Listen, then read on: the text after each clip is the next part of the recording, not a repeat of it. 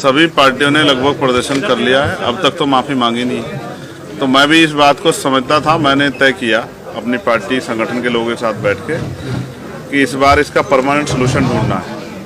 जिस सत्ता के नशे में भारतीय जनता पार्टी के लोग इस देश के संविधान को और महापुरुषों को अपमानित करने का काम कर रहे हैं, वो सभी महापुरुष जिन्होंने इस संविधान के निर्माण में योगदान दिया और उनमें जो हमारे गुरु भी हैं बाबा साहब अम्बेडकर, उनका अपमान करने वालों को हम इस बार बहुत मजबूत सबक सिखाने के लिए तैयारी कर रहे हैं। सर, जिस तरह से इस अपमान पर सभी विपक्षी दल जो है वो बोल रहे हैं और बीएसपी का भी एक विरोध प्रदर्शन 24 को हुआ, भीम आर्मी अब तक खामोश क्यों है?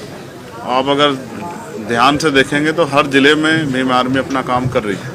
आज़ाद समाज पार्टी उस तरह से सामने से पार्टिसिपेट नहीं कर रही, क्योंकि मैंने अभी कई पार्टियों का वो देखा, समय और बहुत सारी चीज़ें लगी लेकिन रिजल्ट जुगातू रहा।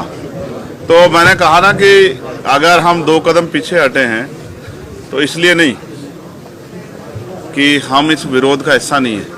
पार्लियामेंट में भी सबसे पहले ये विरोध हम लोगों ने शुरू किया, लेकिन हम लोग पीछे इसलिए हटे हैं कि हम इसकी बड़ी तैयारी करेंगे, और चाहे दिल्ली में या जिस भी तरह से पार्टी की जो स्ट्रेटजी होगी, ऐसा मजबूत जो है विरोध दर्ज कराएंगे कि सरकार के पैर रुक जाए। प्रधानमंत्री ने क्रिसमस के मौके पर कहा है कि दुनिया में कहीं भी हिंसा होती है तो मुझे दुख होता है, उस पर क्या कहना है? प्रधानमंत्री तो बहुत अच्छी बातें कहते हैं, काश उनका किरदार भी ऐसा ही होता।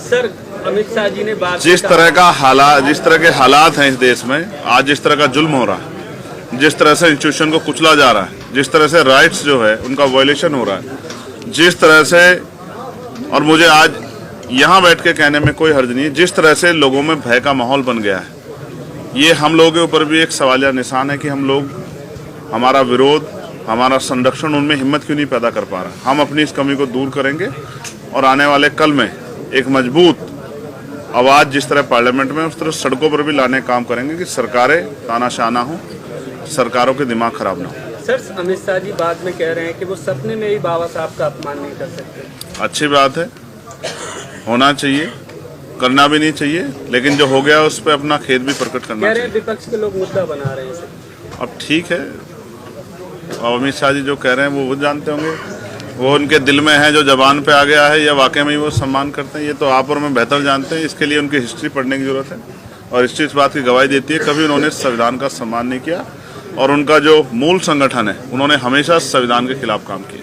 केसेस ऑफ बर्सित एक्ट की जिस तरह से धज्जियां उड़ाई जा रही हैं, सुप्रीम कोर्ट के जज रास्ता खोल रहे हैं कि क्या कहते हैं जो मस्जिद की खुदाई हो, मंदिर खोजे जाए, इस पर क्या है आपका? देखिए, मुझे बड़ी निराशा हुई हमारे पूर्व चीफ जस्टिस से, उनके कारनामों से। मैंने जैसे कहा, आपने प्राइम मिनिस्टर को लेकर जो सवाल मुझसे पूछा कि प्राइम मिनिस्टर ये कहते हैं मुझे दुख होता, इसी तरह से वो भी बहुत अच्छी मीडिया बाइट्स देते थे हमारे पूर्व चीफ जस्टिस, लेकिन जो बाद में उनके द्वारा किया गया और उनकी निगरानी में जो हुआ उसका खामियाजा देश भुगत रहा। तो मैं इस पर बस इतना ही कह सकता हूँ कि पहले तो पार्लियामेंट में वर्शिप एक्ट जो है उसकी जो खामियां है उसमें अमेंडमेंट बिल ला के वो दूर करनी चाहिए। और रही बात सुप्रीम कोर्ट या बहुत सारे इंस्टीट्यूशन, ये देश के हर व्यक्ति की जिम्मेदारी बैठती है कि किसी भी धर्म के साथ अपमानजनक रवैया ना हो, इससे देश कमज़ोर होगा। और जो सियासी साजिश की जा रही है अपने निजी फायदे के लिए, जबकि उनके बड़े लीडर्स भी कह चुके हैं कि हर मस्जिद के नीचे मंदिर मत ढूंढो, लेकिन मुझे लगता है कि आज वो उनकी सोच से भी आगे निकल गए हैं। ये माहौल उन्होंने बनाया, इसका खामियाजा भी उनको भुगतना पड़ेगा। आपको लगता है जो मोहन भागवत का बयान था वो पब्लिक स्टंट था?